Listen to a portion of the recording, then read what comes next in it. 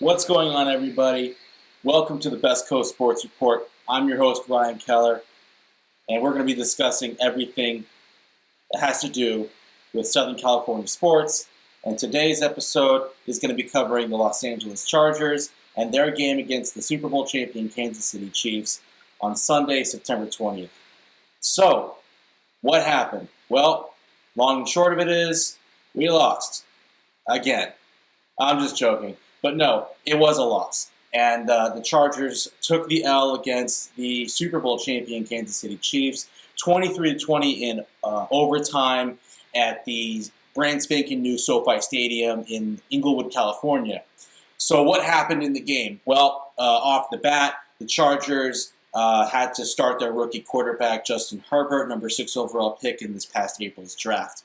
And how did it go? Well, you might be thinking to yourself, oh, the rookie started. Well, he probably got his ass whooped by the Chiefs 45-10. No, actually. The game was a lot closer than I think anybody, including Chiefs fans, would probably like to admit.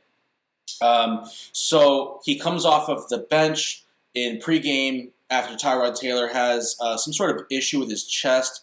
Not 100% certain what it was exactly. Anthony Lynn didn't really elaborate on that. I wouldn't really expect him to because that'd be pretty bad coaching. But he didn't play the game at all, not even a snap. So the Rook has to come in, and I think everybody, including myself, is sitting there going, well, this is awesome. This also sucks because you never want a rookie starting against the defending champs, especially a team with Patrick Mahomes, the first $400 million man in professional sports as far as just guaranteed money and whatever. We're not here to talk about contracts. So Herbert, I think, just basically says, okay, no practice with the first team, no preseason games, no training camp as far as normality, no mini camp, no OTAs. Hold this D. And he goes down the field and scores on his first drive as a starting quarterback in the NFL. Has that happened before? Absolutely. It's happened many times. But the way he did it, the surgical manner in which he took apart the Chiefs' defense, was extremely encouraging if you're a Charger fan. Now, I know what people are going to say, like, oh, rookie luck, whatever have you. Well, F that. I think that it takes balls to go in there and to really just have complete ownership of the offense, which he did. Now, granted, that was one drive, and, you're thinking to yourself, okay, well, the Chiefs are going to score the next drive. It's going to have to be a track meet. No. The Chargers defense came in and was basically like, look, we're not getting embarrassed today. If the team's going to lose, it's not going to be on the defense's back. And holy hell, it wasn't. I mean, you had so many quarterback hits, so many quarterback hurries. Patrick Mahomes did not look comfortable at all. The Chargers, I think, had maybe sacked him a handful of times over the last couple of years. Joey Bosa had never sacked him before. On Sunday, he got him. He brought him down for over a 10-yard loss. It was incredible to see. Now, we didn't force a turnover against the Chiefs, which I think ultimately did the Chargers in when it really mattered most because Kansas City had multiple third and long situations, and Patrick Mahomes was able to, on 4 separate occasions, pick up fourth and over 10 yards. Especially the 4th and 20 that the Chargers had forced the Chiefs into late in the game, which really could have been the difference. It could have, maybe, who knows, maybe Harrison Butker does not kick a long field goal and it remains 20-17. But in any regard, a couple of things happened in the game which were noteworthy, which really led to the outcome of the game. Start with the positives here. Justin Herbert, later in the game in the second quarter, launched just a beautiful touchdown pass to Guyton in the back left corner of the end zone. And it was just potentially, maybe it was a forecast of things to come, but it was a beautiful throw. And it gave the Chargers a 14-6 lead. And I think it was just, it gave me hope at that point in the game that things might break our way. But let's also remember that this is the Chiefs and this is the Chargers, so things don't quite go the way you think they're going to go. And the Chargers had many chances to try to, I don't want to say ice the game, but definitely give themselves a comfortable lead. You had a fourth down call earlier on in the game, which Anthony Lynn could have tried kicking a field goal to make it, at that point, would have been 10 to 6. Those points came back to bite them later in the game because they went for it and didn't get it. Justin Herbert threw a couple of passes which he'd like to have back, and drive stalls there.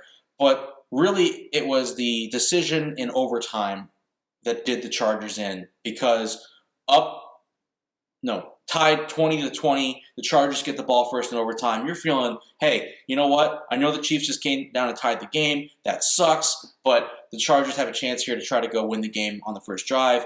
And on 4th and 1, after Herbert just barely misses Mike Williams for a first down, Anthony Lynn decides to punt. I mean, what are you doing, man? It's the Chiefs. They have Patrick Mahomes. They're going to go and score, even a field goal. And at that point, by punting to them, you basically gave them the game. I know that's not how the thinking works, and you hope the defense tries to limit them. No, dude, you got to go for it. You got to give your team the best chance to win. And at that point in the game, the best chance to win was to not give Patrick Mahomes the ball back by punting it to him. So the defense gets on the field, chunk play, gets you down into field goal range, and Harrison Butker comes back in.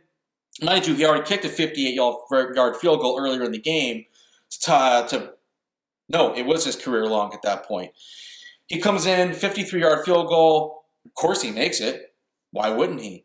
But false start on the Chiefs. Move you back 5 yards. You think, okay, 58 yards. You can't make that twice in a game. Kick goes, he makes it.